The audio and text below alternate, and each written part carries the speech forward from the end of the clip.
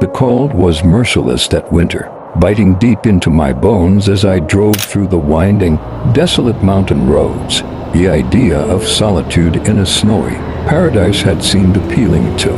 The reality of the vast, empty landscape began to weigh on me. The snowstorm hit faster than expected. Thick flakes swirled around my car, reducing visibility to near zero. The GPS signal faltered, leaving me with only a vague memory of the cabin's location. Panic started creeping in as the road narrowed, the dense forest on either side swallowing the last rays of daylight. Then I saw it, a figure standing in the middle of the road. I slammed the brakes, the car skidding to a stop just feet away from them. My headlights illuminated a man in tattered clothing, his face pale and gaunt, his eyes, sunken and dark, locked onto mine. He raised a trembling hand and pointed toward the woods. I rolled down my window slightly, my breath visible in the freezing air. "Are you okay?" I asked, my voice trembling. He didn't respond, just kept pointing, his hand shaking violently. Every instinct told me to keep driving, but curiosity and maybe a sense of duty got the better of me. The silence was deafening, the kind of quiet that made your ears ring. I followed the faint footprints left by the man, the snow quickly filling them in.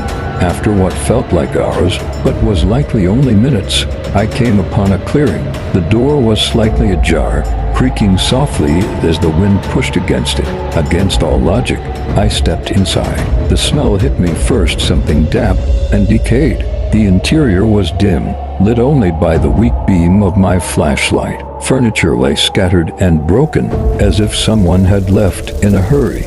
But what truly unnerved me was the fireplace. It was roaring, the flames crackling and casting long, dancing shadows on the walls. "Hello?" I called out, my voice shaky. No response. As I turned to leave, I noticed something strange on the floor, scratch marks, as if someone had been dragged. They led to a door at the back of the cabin. Against every ounce of self-preservation, I approached it. My hand trembled as I reached for the handle and pulled it open. The basement stairs descended into darkness, the flashlight barely penetrating the gloom. I stepped down cautiously, each creaking board threatening to give way. At the bottom, I saw them piles of bones, human bones, scattered across the dirt floor. Some were old, brittle, and yellowed, while others seemed disturbingly fresh. And then I heard it, breathing, slow, wet, and labored, coming from the far corner of the basement. I swung the flashlight around and froze. The man from the road was crouched there, his eyes glowing faintly in the beam. His mouth twisted into an unnatural grin, revealing rows of jagged, yellow teeth. Before I could react, he lunged at me. His strength was inhuman, and his icy hands wrapped around my throat. I struggled, kicking and flailing, as his face contorted into something monstrous. Just when I thought it was over, I grabbed the flashlight and smashed it into his face. He let out a guttural scream and recoiled, giving me enough time to scramble up the stairs and out of the cabin. I didn't stop running. I tore through the woods, the storm blinding me, the wind howling in my ears. Behind me, I could hear him, his guttural growls, the crunch of snow under his feet, getting closer and closer. I don't know how, but I found my car, jumped in, and floored it. The thing chased me for miles, its figure barely visible in my rearview mirror. It finally stopped at the edge of the forest, standing there, watching as I sped away. I never found the cabin again. The police dismissed my story, chalking it up to hypothermia-induced hallucinations. But I know what I saw, what I felt. That wasn't a man, it was something ancient, something evil that the winter storm had awakened. And every winter since, when the wind howls outside my window, I wonder if it's still out there, waiting for someone else to come to the end of the line. The storm rolled in without warning, faster and fiercer than anything the small Alaskan village had seen in decades.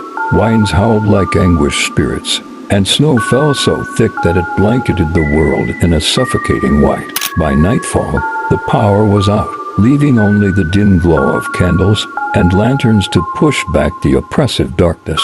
I was staying with my grandparents, nestled in a cabin far from town. They were old-fashioned, believers in traditions and superstitions that had been passed down for generations. That night, as the storm raged outside, my grandfather's face turned pale, his hands trembling as he clutched the edge of the table. "It's a whispering blizzard," he said, his voice barely audible over the wind. "You hear it, don't you?" I paused, listening. At first, all I heard was the roar of the storm. But as I strained, I began to pick out faint sounds buried in the gale. Voices, low, haunting whispers that seemed to snake through the cracks in the cabin walls. My grandmother lit another candle and muttered a prayer in her native tongue. "They call to you," she said, "but you must never answer." I laughed nervously, brushing it off as wind and imagination. But deep down, something about the storm felt wrong, alive, even. Around midnight, the whispers grew louder, more distinct. They weren't random, either. They were calling my name. I bolted upright in bed, heart pounding. The voice was soft, almost tender, like someone I knew. "Come outside." It beckoned. "It's safe. I'll keep you warm." I tried to ignore it, but the pull was unbearable. I slipped on my boots and coat, determined to prove to myself that it was nothing more than a trick of the wind. As I opened the door, the cold hit me like a wall, but the whispers softened, almost welcoming. The snow was knee-deep, but I pressed on, drawn by an unseen force. Shadows danced just at the edge of my vision, flickering in the swirling snow. Shapes formed, figures, translucent and ghostly, moving with unnatural grace. They were watching me. A hand grabbed my shoulder. I screamed, spinning around to find my grandfather, his face etched with terror. "You opened the door," he hissed. "Now they know you're here." He dragged me back inside, bolting the door and piling wood against it. My grandmother was already chanting, her hands trembling as she drew strange symbols in the frost on the window. "They're hungry," she said, "and now they've found a way in." The whispers grew louder, more insistent, clawing at the edges of my sanity. The shadows outside pressed against the windows, their forms more solid, now tall, gaunt figures with hollow eyes and gaping mouths. The storm itself seemed to fuel them, each gust of wind a scream, each flurry of snow a clawed hand raking against the cabin. Then the door creaked, the locks held, but the wood began to splinter. My grandfather grabbed his hunting rifle, his hands shaking. "They can't come in unless you let them," he said. "Don't answer them, no matter what you hear." The figures outside began to change. They weren't just strangers anymore. My mother, who had died 5 years ago, stood among them, her face serene, her hand outstretched. "It's okay," she whispered. "You don't have to be afraid. Come with me." My resolve faltered. Every instinct screamed at me to open the door, to embrace her. Tears blurred my vision as I reached for the lock, but my grandfather's shot snapped me back. "Look at her shadow," he bellowed. I turned. Her shadow stretched unnaturally long, bending and twisting like smoke. Her eyes, once comforting, were now hollow pits of darkness. I staggered back, my blood turning to ice. The cabin shook violently, the storm outside reaching a fever pitch. The whispers became screams, incoherent and deafening. My grandmother collapsed. Her chanting stopped, and the lights of the candles flickered out one by one. Just as the last light died, everything stopped.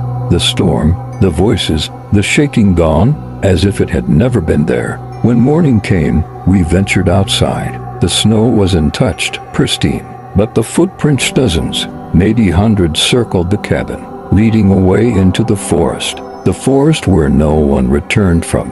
To this day, I can still hear the whispers when the wind blows hard enough. They call to me, promising warmth, peace, and reunion. But I know the truth. The whispering blizzard doesn't forget.